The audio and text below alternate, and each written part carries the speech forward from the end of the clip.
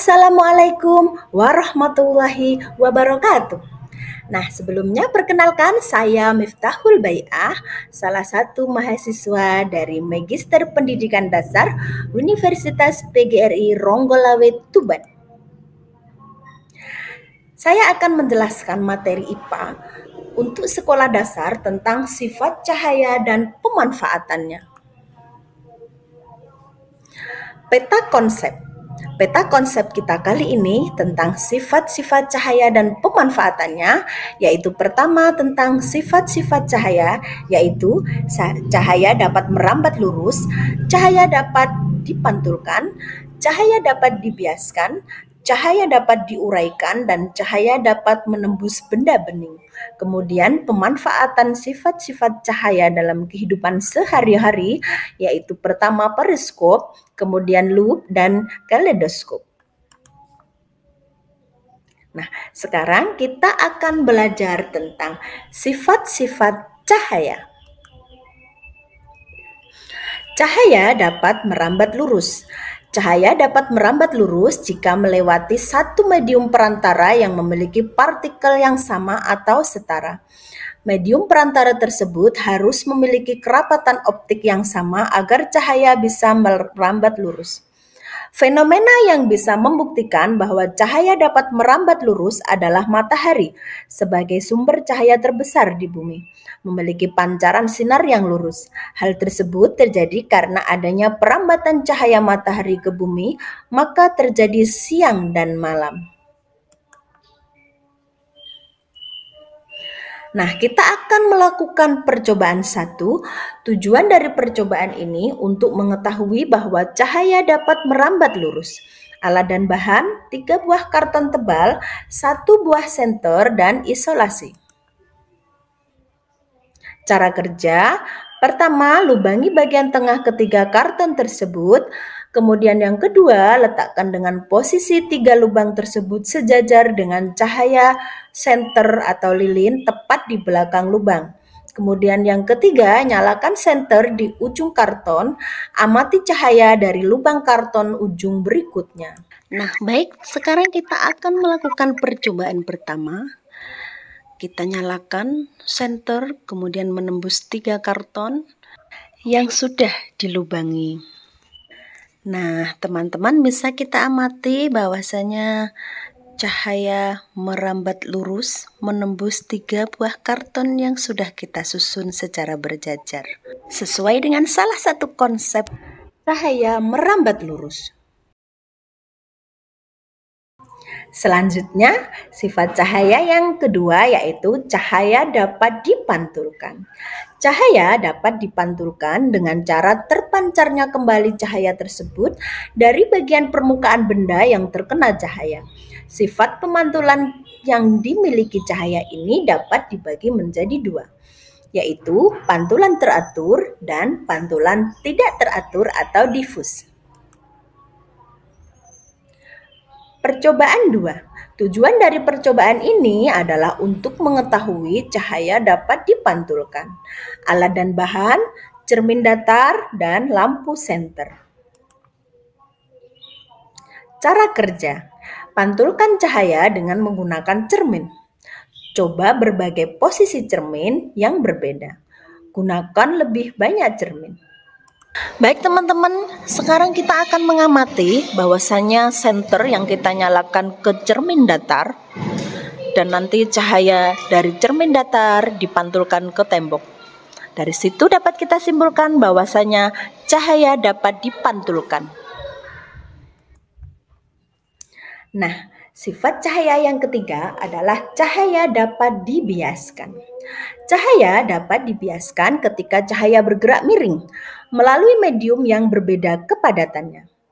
Seperti dari udara kemudian melewati air, sehingga cahaya mengalami pembiasan dan pembelokan dalam medium tersebut. Sifat cahaya yang bisa dibiaskan atau dibelokkan ini banyak dimanfaatkan untuk berbagai alat optik. Percobaan 3. Untuk mengetahui cahaya dapat dibiaskan. Alat dan bahan yaitu gelas bening, air, pensil, atau kayu. Nah, cara kerjanya, letakkan gelas kaca bening, kemudian tuangkan air, masukkan pensil atau kayu, amati perbedaan ukuran pensil di dalam air dan di luar air. Mari kita amati video percobaannya. Percobaan berikutnya, kita masukkan pensil ke dalam air. Silahkan kita amati bahwasanya pensil yang berada di dalam air kelihatan lebih besar daripada pensil yang di luar air, sehingga pensil terkesan seperti membengkok.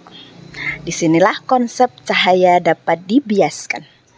Kita gunakan alat berikutnya, maka sangat tampak lebih jelas lagi.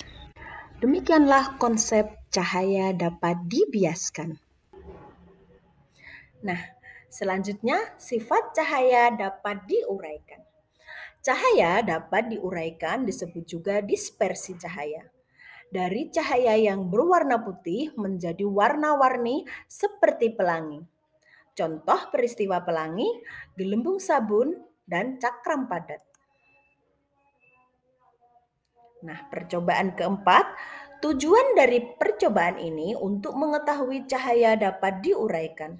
Alat dan bahan, cakram CD bekas, kemudian senter. Cara kerja, taruhlah cakram CD bekas, nyalakan senter ke arah CD bekas, amati hasil pantulan cahaya dari CD, menghasilkan cahaya yang berwarna-warni. Yuk kita amati percobaan berikutnya. Percobaan berikutnya adalah cahaya dapat diuraikan. Kita nyalakan senter, kemudian kita taruh CD bekas, kita pantulkan cahaya senter ke dalam CD bekas, maka di situ akan terlihat cahaya yang dipantulkan oleh senter membentuk warna-warna yang beragam seperti pelangi. Nah, disitulah konsep cahaya dapat diuraikan.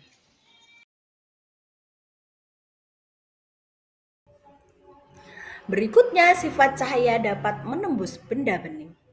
Cahaya dapat menembus benda bening. Hal ini terjadi karena benda bening dapat meneruskan cahaya. Contohnya, cahaya matahari dapat menembus ruangan di dalam rumah ketika siang hari. Nah, percobaan kelima, tujuan dari percobaan ini adalah untuk mengetahui cahaya dapat menembus benda bening.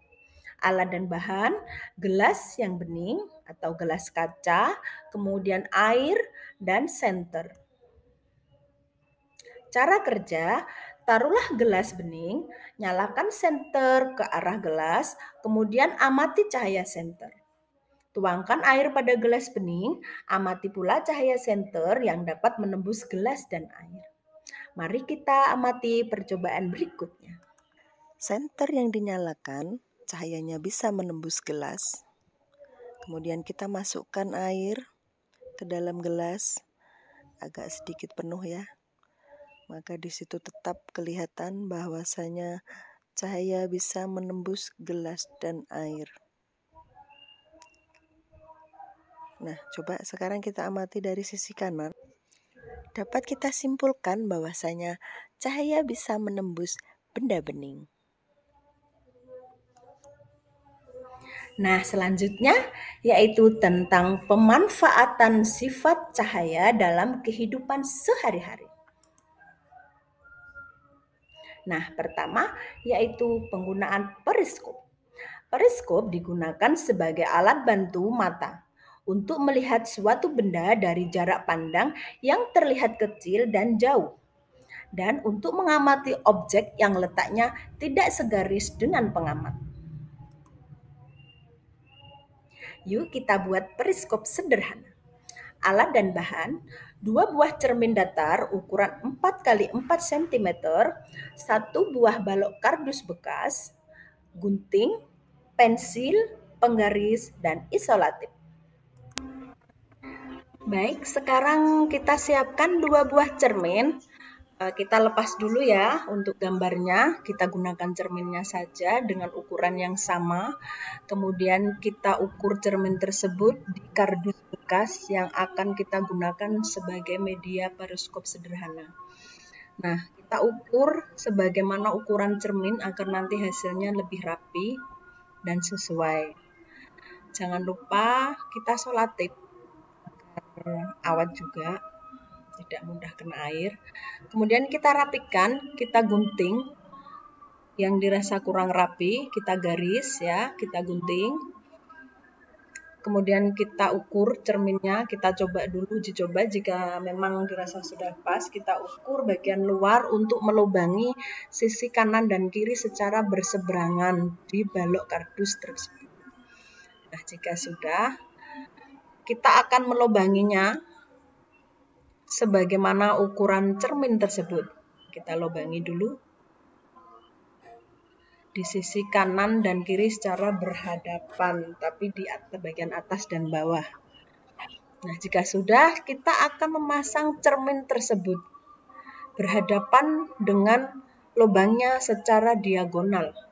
Tujuannya agar kita bisa memantulkan dari luar dan dari cermin yang ada di hadapannya.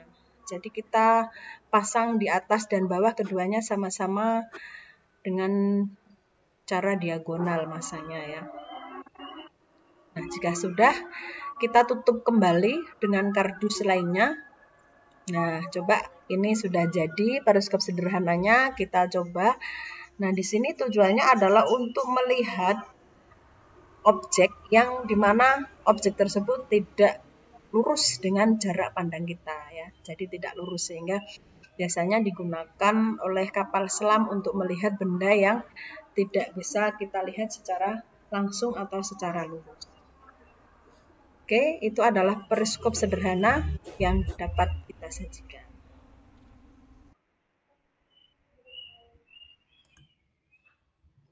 Berikutnya adalah loop atau kaca pembesar. Loop merupakan alat optik yang terdiri dari sebuah lensa cembung dipergunakan untuk melihat benda kecil supaya tampak lebih jelas atau lebih besar dari ukuran sebenarnya. Lensa cembung pada loop akan membentuk bayangan maya yang diperbesar dari sebuah benda yang diletakkan di antara titik fokus F dengan titik pusat lensa. Nah, yuk kita buat loop sederhana. Alat dan bahan, kantong plastik bening, air, dan kertas tulisan. Mari kita taruh kertas yang sudah ada tulisannya. Kita amati bagaimana tulisannya. Lalu kita gunakan kantong plastik bening yang sudah kita isi air. Kita taruh di depan tulisan tersebut. Maka tulisan yang kita amati melalui kantong plastik berisi air tersebut terlihat lebih besar daripada tulisan yang tidak melalui kantong plastik tersebut. Berikutnya adalah kaleidoskop. Kaleidoskop adalah alat yang bentuk luarnya seperti keker. Sebagai suatu alat optik, kaleidoskop dibuat sebagai mainan anak-anak. Meski demikian, kaleidoskop juga sering digunakan untuk perancang busana untuk mencari pola-pola tertentu dan diterapkan dalam rancangan busananya.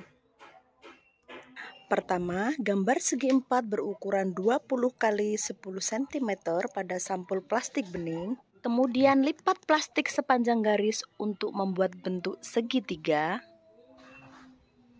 Ketiga, geser segitiga plastik ke dalam tub di tengah tisu gulung dan jiplak lingkaran pada karton hitam. 4. Potong bungkus plastik berbentuk bujur sangkar dengan ukuran sisi 10 cm. Kelima, isi pouch dengan manik-manik yang kerlap-kerlip, dan convert potongan kertas warna-warni. 6. Pangkas sudut-sudut bujur sangkar.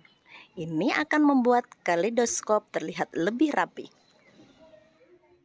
Ketujuh, hias bagian luar tabung karton dengan stiker atau kertas pembungkus. Yang terakhir, letakkan tabung di depan satu mata dan lihat hasilnya. Nah, demikian tadi video dari kami untuk pembelajaran IPA di sekolah dasar. Terima kasih. Wassalamualaikum warahmatullahi wabarakatuh.